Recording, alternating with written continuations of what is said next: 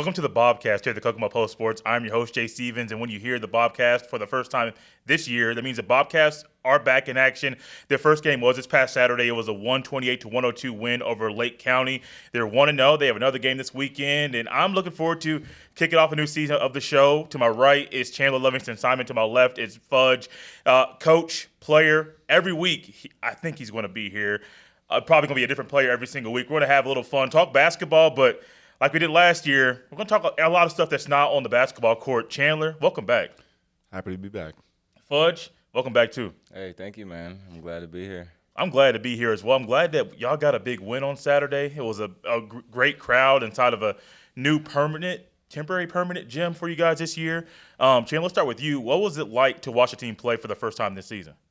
It was definitely it was great, and the fact that we actually did what we were supposed to do. We stuck to the principles. We kind of did the things that needed to get done. It was also interesting, too, because we didn't really get too much of a preseason game, so you kind of don't really know what fully you have until everything comes together. That preseason game didn't really get one, and I know I got to watch you and the other players play in that team scrimmage. It was nice to see everybody inside Carver watch you guys play. How did that help you get ready for that first game? I think it was just fun to just go out and compete with fans there. We've been competing all training camp, so it was not really no different than how it's been, but besides it being fans in there, so I think that was fun. Was training camp hard this year? No, it wasn't hard. I don't think training camp is ever hard to me because, nothing's going to top the very first year of training camp. We had 2 days for literally a month straight. Your dad is trying to kill these guys. Yeah, so nothing's going to top that. No. Training camp's kind of been getting a little shorter and shorter here, so I'm kind of cool with that. Your dad's trying to kill these players, man? I guess so. I wasn't here at that time. I just heard the stories, I think, what is it? Somebody's thrown up every year. Yeah, literally, every year. I saw somebody throw up during the scrimmage. Oh, perfect. That means I got somebody. I think I saw somebody. I'm keeping the tradition alive. I'm not saying who. My man was just sick. I don't think he was throwing up. He just wasn't feeling good. Man. How was that? Did you like the scrimmage, though? The different vibe and different setup for that? It was cool. It was definitely something, basically intimate for our fans. Yeah. The people that are really going to show up and show out, they came, and didn't really matter where or when we're playing. They're going to be there. And it was last second, too, and we still kind of had a good crowd. That was a good crowd. Is that something that you guys think you'll be able to do every single year? Possibly. I don't even know. Okay. That was just kind of something we were like, because we were supposed to play Cincinnati, but some things didn't shake out. So we just kind of like, all right, well, we're going to figure something else out. I like that. I remember the opening tip-off of the season this past Saturday.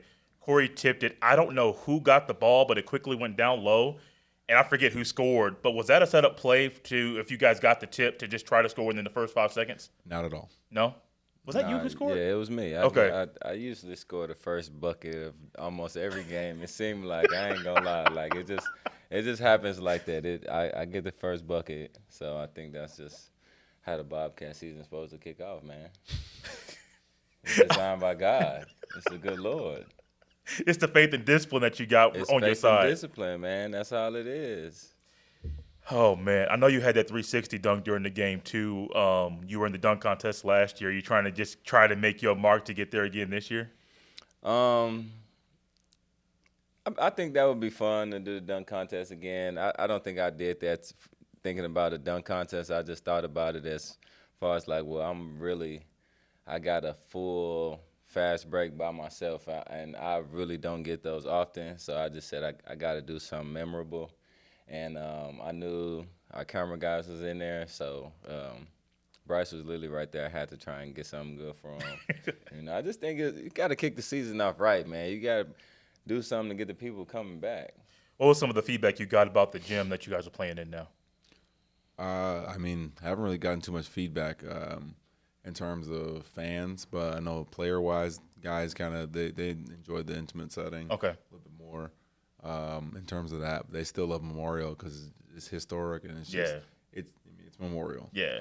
We miss the Jumbotron, man. We miss the Jumbotron. That's about it. But, I like the new gym. It's cool. I'm hitting threes in there, so I can't complain. Dunk contest, 3-point contest. He trying to put his name in both contests this year. I should be at the All-Star game a lot. Do you know where that's going to be? I haven't seen that yet. That is April 20th, I want to say. Is it still? I know it was in Indiana last year. Frederick, Maryland. Right outside of Baltimore. Okay. And, it's like I guess Baltimore's here, DC's there, and then Frederick's like right in the middle. Okay. It's like a triangle. It's all like 40 minutes away from each other. Do you think there's any guys right now on the team that could be an all-star? I mean, I definitely think we have some all-star caliber players. It's just a matter of everything, working out in their favor. What are some things that are your goals for the year? I would love to win 18 games. Okay. That's one thing as a team. Last year we shot for, 16, we said? Mm-hmm. And I think what did we get? We were 15, I want to say. I feel like we have a lot more continuity this year in terms of everybody knows how I'm trying to operate and trying to do things, and then guys are kind of understanding that a little bit more. And we just have it's honestly one of the first times I've seen a team gel this quickly. Dude, that was one of the things that really opened up to me watching that first game was how well you meshed with the other players you've already played with, but also the new guys to the team. It didn't seem like you guys missed a beat throughout the game at all. Just the first unit, second unit, everybody there. And I know you were implemental in putting the team together, but from your standpoint, it seemed like you and Larry being leaders on the team, guys that have been here for a while, there's other guys that have been here for a while too, kind of took it upon yourselves to help everybody else get acclimated to Chandler. But also in that first game, I don't know what y'all did in the offseason, but it worked. And y'all could have scored 140. It could have been that kind of game because y'all played so well together. Yeah, I think, man, we got a lot of chemistry. Like you said, me and Larry, we've been playing together for a long time. And I think us being the leaders, we just kind of trying to set the table and just let everybody know, like, this is the direction we're going in, this is what we're trying to do. If you're not on board, then, it's going to be a long season for you. But I think we just going out, playing hard. Like I said, our training camp was we did a lot of competing, man, so that's something that we love to do. Okay. We love to compete, and when you're competing a lot, it's easy to learn your teammates. Yeah. You know what I'm saying, their tendencies and what they're going to do. And I think this year we just really locked in from the beginning. I know there's some times in training camp and even like summer camps in high school and middle school and stuff, they'll roll the ball out, first person to get it, you just try and score. Are you trying to do some of those type of drills where it's roll the ball out there, make sure it gets past the 3-point line, then all of a sudden first person get it, the guy that doesn't, you're on defense, and hopefully you stop that guy from scoring. That's a good way to get guys to compete during training camp. Yeah, the only thing with that is injuries. Yes. Yeah. Yes. There was always somebody that got hurt doing that. Yes. That's like the basketball version of an Oklahoma drill. Mm-hmm. Yeah. I think Chandler does a really good job of doing some not really elementary drills, but somewhat easier drills that lead into really high level competition. Yeah. I think one of the drills that we did was you start off 2-on-1, and then it's 3-on-2. Ooh, oh yeah. 4-on-3. Yeah. 5-on-4. 5-on-4, and then 5-on-5. I think that's a really good little build up into just playing, and it helps guys just kind of understand what you're trying to do. I think just little stuff like that, man, makes a big difference. Is that something Shout that out to Coach Chan? I think Larry called you Chan last year. Something like that. I wasn't trying to bring the nicknames up. I didn't put it on the paper, but it's been in my head for a while. What are other nicknames players have for you? Because no one really will talk about them on the show. I've asked other guys. They're like, nah, I'm not going to say it. I know there's some that you can't say for obvious reasons, but I haven't heard them. I just heard that there are things that can't be said on the show. But what are some of the nicknames that can be said? Fudge. Plum. John. Oh, I mean, within the team or just for me? For you. Oh, I haven't heard them all. I mean, most of the time it's just Chan. Okay. Those are just the general, we'll just one for me, but they've come up with some good ones though already during training camp for some of the guys. They were calling Fudge Kenneth Fareed for a little bit. No. They tried it. Only one person did that. The rookie. He tried it. He the only one said something like that. And it's all right. He gonna learn. He gonna learn. We definitely with some player comparisons. It's pretty entertaining. I'll say that. Ooh. No one's called you Tim Duncan, have you? When he had braids. Nah, but we call him Big Fundamental because he love to talk about that backboard. That we'll tell you, honestly, that's been Chandler, man. But it's crazy. We had a little conversation today. He asked somebody like, hey, Fudge, you know me for a long time, man. Ain't I been shooting the ball off the glass for forever? I'm like, bro, look. Yeah. Ever since I met you, you was doing that, man. I thought it was insane how consistent you were with that. One of the rookies was like, yeah, I can shoot off the backboard. I was like, you don't want these problems, bro. You don't. And then I was messing with him, like, man, I'm like, if you play horse, I'll do 12 backboard shots. You're going to make 4 of them, if at best. You got it down like that, like it's a science. Anything above the block, I'm good. Okay. I can shoot off the glass. You don't want to catch Chandler on a good day. All the way out to the 3-point line. Don't catch him on a good day. He get to feeling himself. Then he not coach no more. You're not coach no more. Yeah, he not coach no more. He get to feeling himself. That hasn't really happened. Not yet. Maybe once. Not yet. He had one day. He just one day. Feeling himself. Last year Orlando Jumped into play and everything. I'm like, Coach, look, it's still us though. He stepped in, took somebody past, shot the 3, knocked it down.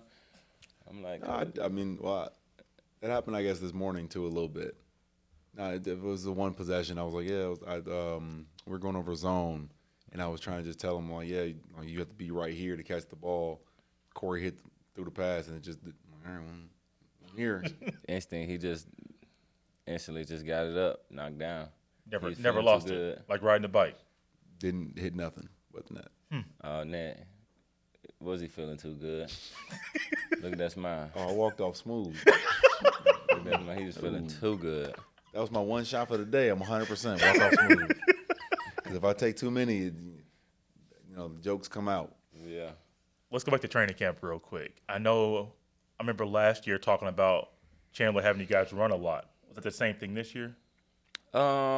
This year, I don't think we did a whole lot of running as far as in the past. I think we just did a little bit more running up and down, like playing, running. We was pretty much in shape for everybody kind of coming in. Yeah. Pretty much everybody was in shape. So I think, sometimes the running is just a test to see who's going to fold, who can cut themselves, because that's really a mind game. You running up and down in the gym, it's easy to me. I mean, I ran cross country in high school, so running around in the gym is really light. Okay. Yeah, last year he ran backwards with an apple he was eating. Yeah. Like during the 17? The 17s, yeah. So he's running, so like the 17s are the sideline to sideline 17 times. So he goes from, the scorer's table was over here. He started over there. Got about 5 in, then grabs the apple off the scorer's table, then starts backpedaling, then running, backpedal while he was eating the apple for the last 12, and still finished first or second. Yeah, it's light. That's what I said. It's just a mind game, So if he was playing mind games with us, I gotta play mind games too, I keep hearing about guys in just professional basketball players in general that struggle to come into training camp in shape. Yeah. And they get to training camp, and then they're trying to do the stuff they're supposed to do 3 months ago, and then they're playing catch-up. And then by the time the season starts, they're in shape, but they're not in game shape. Yeah. You guys, from what you're saying, and you're not the first person to say this, y'all in the offseason were already preparing for the first game, not just training camp. Y'all came into training camp ready to go to help you in the first game of the season. What did you do in the offseason to stay ready? So I was actually coaching a lot, so that kind of taking up a lot of my time. But I was playing basketball, man. I would go down to Indy. They have these runs called the Lions Den runs. Yeah. And I would play with the pros right there. Was that at Jeff Teague's gym? It was at Jeff Teague's gym.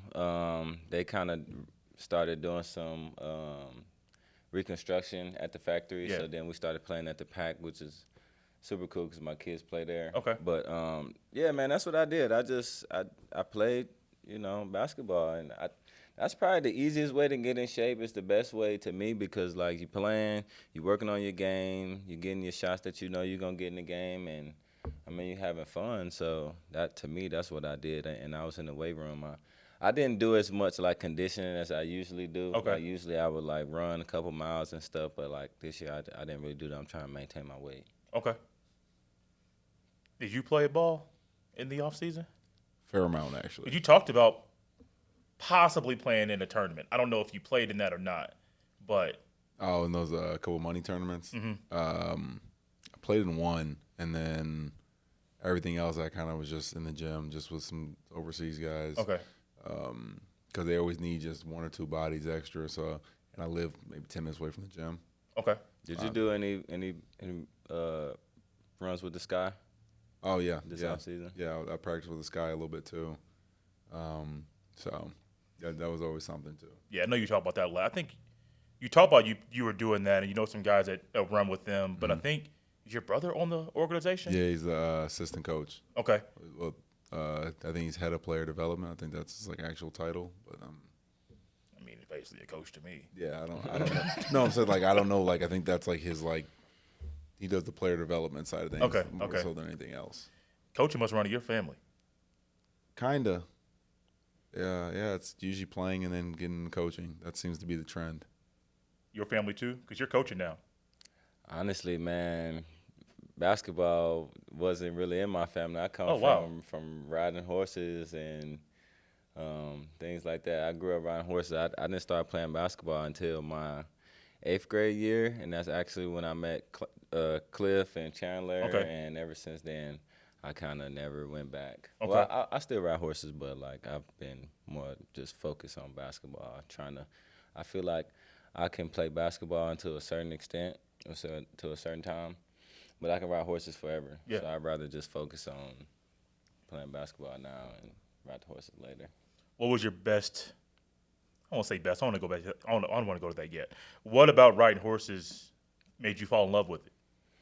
Oh, man, it just like you got this huge, majestic animal just in front of you, and being able to ride it is just like, it was a blessing. I grew up in Gary, Indiana, so like you can imagine probably what that's like. Yeah. It was a little rough, and to be able to have that type of outlet, Mm-hmm. it was amazing to me. Like when I went to school, and I'm sitting here talking to my friends, they had totally different stories than I had. Just with their everyday life. Like they would, go home, go to the parks or whatever, and I would go home and go to the barn and be feeding horses and riding them and stuff. So like I always just knew I was kind of different, and I just never overlooked that or wasn't grateful. I've never heard of anybody in Gary riding horses until now. I'm not even trying to be funny. I know it sounds funny when I say it. Yeah. Most people in Gary I hear about from Gary that are basketball players, they play basketball. Now you got it later in life, but no one has really talked about horses at all. You hear about the rough parts of Gary. Yeah. I don't even know where you would ride horses in Gary. It's crazy, yeah. So we had our barn. It was really crazy, like just the setup and everything. We had a barn on 2nd and Durban Street. It's literally right in between the Gary Chicago Airport. Like the Gary Chicago Airport is right here. There's the highway. I don't know which highway it is. And then you got the barn, and it was like we had our barn.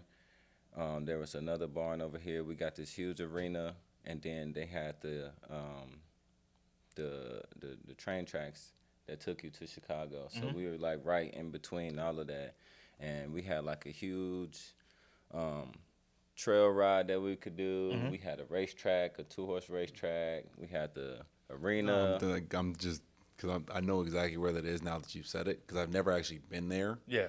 But when he described it in the location, I know exactly where it is now. Okay. Yeah.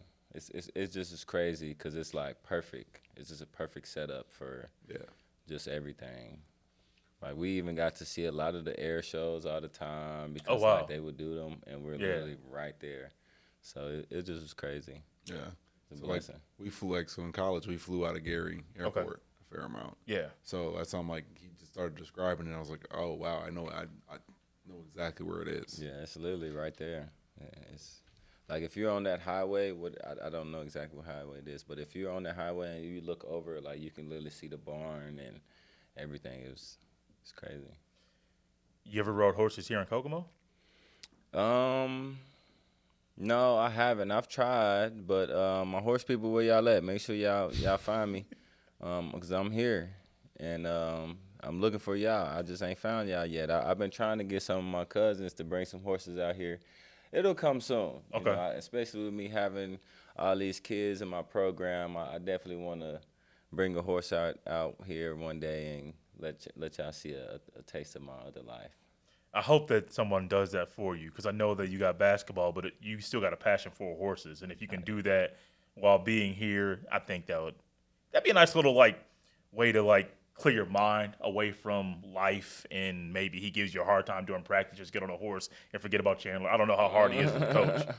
Nah, Chandler's he's a good coach. He's easy. It's not stressful. This man has said that training camp wasn't hard. You're easy as a coach. A lot of guys will get annoyed by that. I know you don't care. No, I mean, I've basically known him for more. We were talking about this the other day. I've known him for almost half his life. Yeah. So at this point, I know exactly where he's coming from with it because there's an understanding and a level of respect where I understand where he's coming from with it. Yeah. So, and he also understands what's expected because all we have to do is have a conversation. Yeah. So it's real simple. It's not there's no real mind games with it. There's no back and forth. There's none. It's just hey, this needs to be done. All right, cool. I think playing for Cliff and then playing for Chandler, it's a smooth transition. This Cliff kind of, obviously you have to respect Cliff, but Cliff will kind of play a little mind games with you. You know what I'm saying? Where Chandler, he played for Cliff, so I think he didn't really like the mind games either. Okay. So Chandler don't really do too many of the mind games. I'm straightforward. Yeah, okay. he's a little more straightforward, but I'm more so just look, just tell me what's going on, let me know what it is, Yeah. and we'll be cool. Cause with Cliff, it took a little bit more. It's a lot more hectic.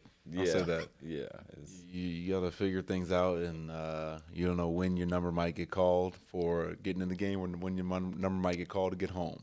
I'll just say this: that very first year, at about the halfway point, man, Cliff brought in somebody to take my job literally every week for about 4 weeks, a month straight. Man. There was literally somebody in the gym to try to replace me. And you still here? I'm still here. Yeah, I mean, we also both survived the Canadian Massacre. Canadian Massacre? What? Yeah, that's what we started calling it. So year 2, we were 1-7. Ooh. To start the season, Yeah. 1-8 or something like that. We basically had training camp all over again. I kid you not. We got back from Canada. Man. So we had 12 on the roster. We got back from Canada. We had another 12 in the gym. He didn't tell you. No, he told us. Oh. He said, y'all are playing awful. I'm bringing another 12 in. It's pretty straightforward. Yeah, basically just it is like it is. a lot of y'all finna be out of here. And 6 guys? We retained 6. Man. And those are the guys that are still technically around. It was Larry, me, Fudge. I'm trying to think who else. Ace. Trying to think who else we had at that point.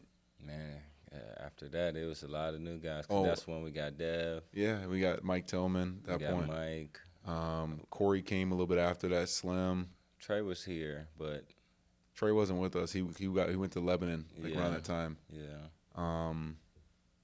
Malcolm was with us, but then I think he ended up practicing, Yeah. being a practice player for a little bit. Okay. Man, yeah, it was only about 4 of us. Johnny. Johnny. Johnny was the 5th one. That's who it was. We had replaced 7. Okay. Man.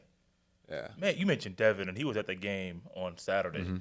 And I know I may have asked you about this last year. Is he able to play for y'all this year? Yeah, he's on the roster. Oh, he is on the roster? Yeah. Okay. I wasn't sure because I didn't see him at the scrimmage we talked about earlier, but I wasn't sure if he – He got here that day, and then he's on the roster for this week.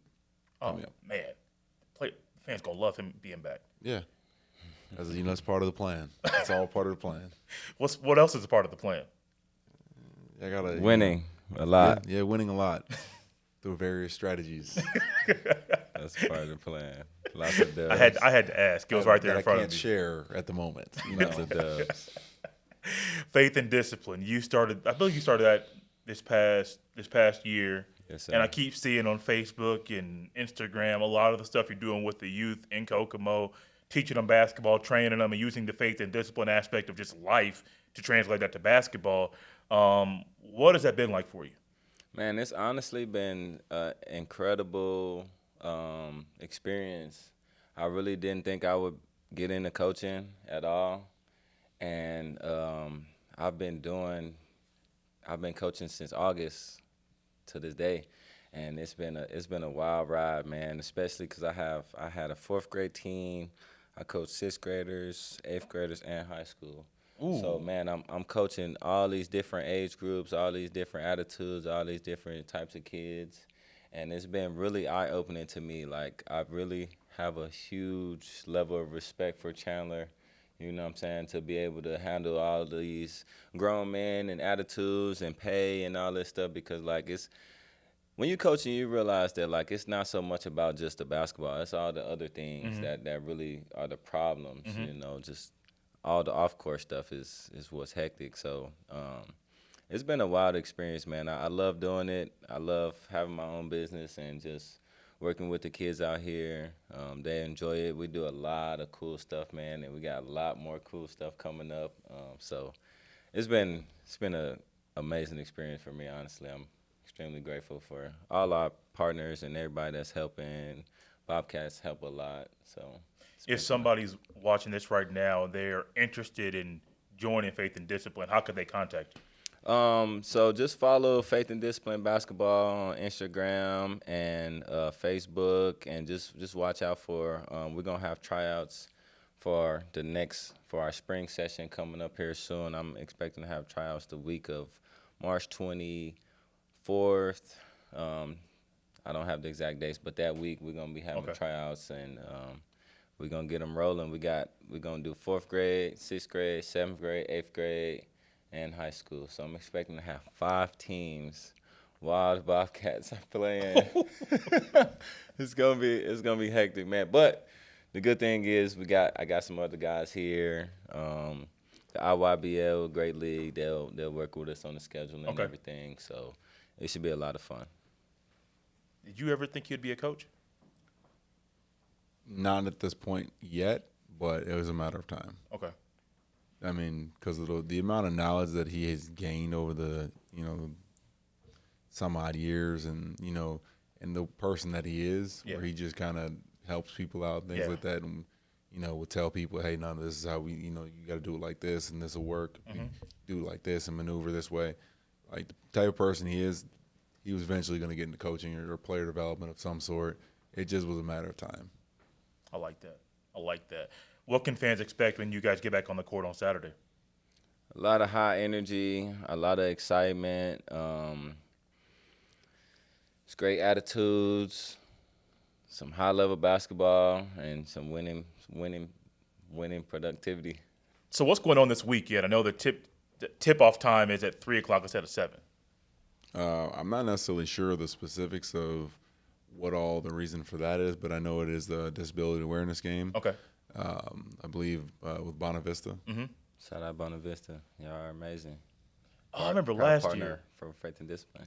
I love that. I remember last year they were the halftime entertainment. I don't know if y'all were able to see any of it, but seeing them out there on the court, just entertaining everybody, that was fun from what I was able to see. Yeah, I mean, I caught the last minute or two. Yeah. Before we came out. So they definitely were playing hard, and some talent out there. A lot of talent. Mm-hmm. You could be out there coaching them too. I know that he has to talk at halftime, but you could ditch that talk at halftime to go coach the athletes this weekend. Man, I miss so many things. I probably it wouldn't be a good idea for me to miss. I'm always the last one in the locker room. Chandler's always screaming at me, "Come on, man, we got to go. I'm ready to go home. We done already been here 5 hours." So I probably better be on my P's and Q's with the Bobkats. I would love to help, I would love to help, but I have to let somebody else take the reins. It also depends, We up 30, go ahead. Down 7, nah, come on. Nah. Get in the locker room. You gotta lock in. Come in the back. You got anything else you want to leave the people with before we get up out of here for this week's show? Man, just people at Kokomo and surrounding areas, just do your best to come out to the Bobkats games, man. We got a lot of cool stuff going on. I think we got amazing partners. Our fan base is already good, but we need to make it stronger. We need to have an amazing year. I think we're going to do a really good job of involving the fans this year. We've been spurring up some really cool ideas. I'm just going to put it out there. We want to engage with the fans a little bit more during the game. Okay. So I think, like, one thing that I know I want to do for Faith and Discipline and the Bobkats is, like, we're going to try and do, like, some Faith and Discipline player interviews. Mm-hmm. So, like, at halftime, we're going to have one of my kids just, like, interview one of the players during halftime, you know what I'm saying? Just have them ask 2 questions, then they ask their own question. And just little stuff like that, kind of just to get people more engaged and excited to come and know that they'll be actually involved in the game, not just here, watching, which even just watching is super exciting, but I think just we need you guys' support. We need you to show up and show out because it's going to be one of the best years yet, and we got air conditioning. Oh, yes. Yes. I know it's still, winter time right now, but that summer is right around the corner. Literally. And it's about to be hot, but it won't be at the Bobcats game. Chandler, you got anything else you want to leave the people with?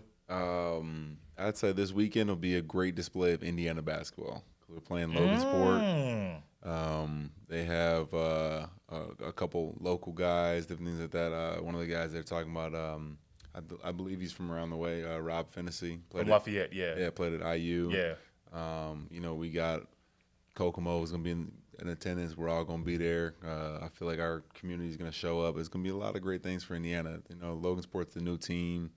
They're definitely trying to make a name for themselves right now. They're 2-0.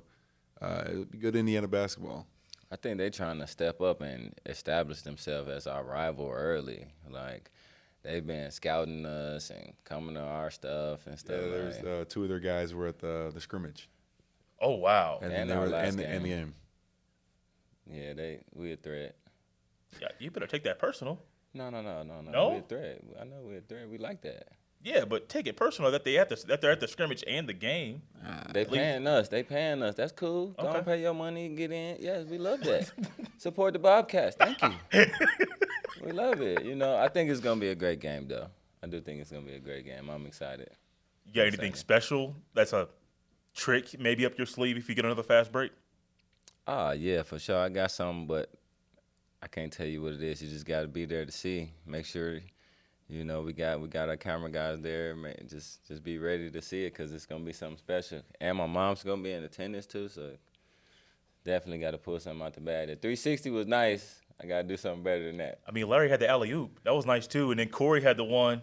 Yeah, that was nice. Corey's is different. 4 dunks. Yeah. I didn't even realize he dunked the ball that many times. Like almost all 12 of his points was dunks. Yeah, it happens when he gets mad. Yeah, you never know. Like, Corey will lay the ball up until he's mad. Yeah, you're right. The moment he gets mad, it's like, all right, now I'm putting somebody in the room. Yeah, he did that. He did that. I appreciate Fudge and Chandler for coming on the show, and he'll be back next week. I'm not sure who will be in this seat to my left. Come back for next week's show to find out what's going on with the show, and also make sure you attend the Bobcats game on Saturday. It's at Kokomo High School inside Hayworth Gym. 3 o'clock tip-off there. It's going to be an afternoon tip-off. My son and my wife will be there with me to watch the game. This has been the Bobcast. We'll see you next time.